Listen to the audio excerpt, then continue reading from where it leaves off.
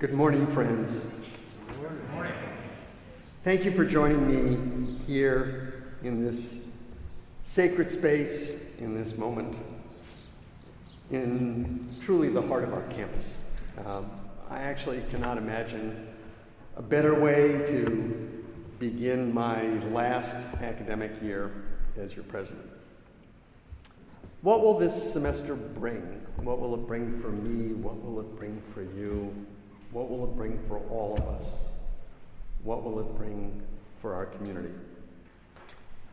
It's been years, actually, since these questions have existed outside of the pandemic, outside of testing cadences and dashboard statistics and contingency plans. Yet, despite the presence and procession and persistence of all these new variants that we continue to worry about, it finally feels as if we can live life again. And I want to take this moment to recognize that change. And I hope we all can be filled with gratitude and hope for it. So here we are at this moment in time, imagining our collective future together. A lot could go right this semester, or a lot could go wrong. Nothing is certain, I think, except for one thing. If you and I are all doing our jobs, doing what this institution and demands and expects from each of us, what this nation needs from us at this moment, what the world needs of us, I guarantee you one thing: we will all be arguing. Now, everywhere I think the stakes have gotten higher, and what we have to lose is truly at risk. A functioning democracy, a habitable planet, the list goes on. And I think this has all become clearer and clearer to many of us. Gone are the days of quiet assurance and polite acquiescence. If we stand for veritas, we must speak for veritas.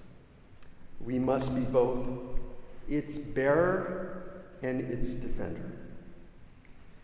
Being quick to understand and slow to judge does not mean being unwilling to argue. It means arguing in a way that celebrates and strengthens our mission, that demonstrates the power of knowledge and the forbearance of wisdom.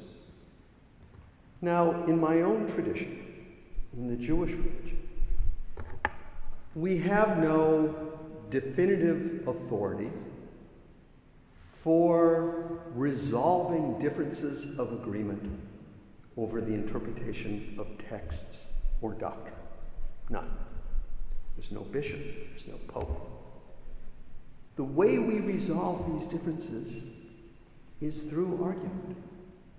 And indeed, if you were to go into any yeshiva, a religious school, and observe students who are studying our sacred texts, they always do it in pairs.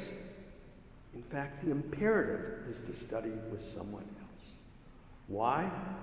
Because more emerges through the dialogue between two students, through the different interpretations than one can ever hope to achieve on their own. I think this concept was captured beautifully by Rabbi Lord Jonathan Sacks's argument for argument. And he said the following: "We ought to argue," he asserts, quote, "out of a desire to discover the truth, not out of cantankerousness or a wish to prevail over our fellows, not out of envy and contentiousness and ambition for victory. When we argue for the sake of the latter, he continues, what is at stake is not truth, but power. And the result is that both sides actually suffer. If you win, I lose. But if I win, I also lose. Because in diminishing you, I diminish myself. The opposite is the case when the argument is for the sake of truth. If I win, I win. But if I lose, I also win. Because being defeated by the truth is the only form of defeat that is also a victory. Rabbi Sachs referred to this type of argument as argument not for the sake of victory, but argument for the sake of heaven. As we begin again to imagine the future, as individuals and as a community, may we all find ways to resist the lure of righteousness, to resist the lure of moral certitude. May we embrace the possibility of transcendence through argument, and may we live life again with greater appreciation of its fragility and for our dependence also on one another. Our beloved Harvard and all the institutions that preserve and protect truth must endure. And we, all of us, must do all that we can to see that they do.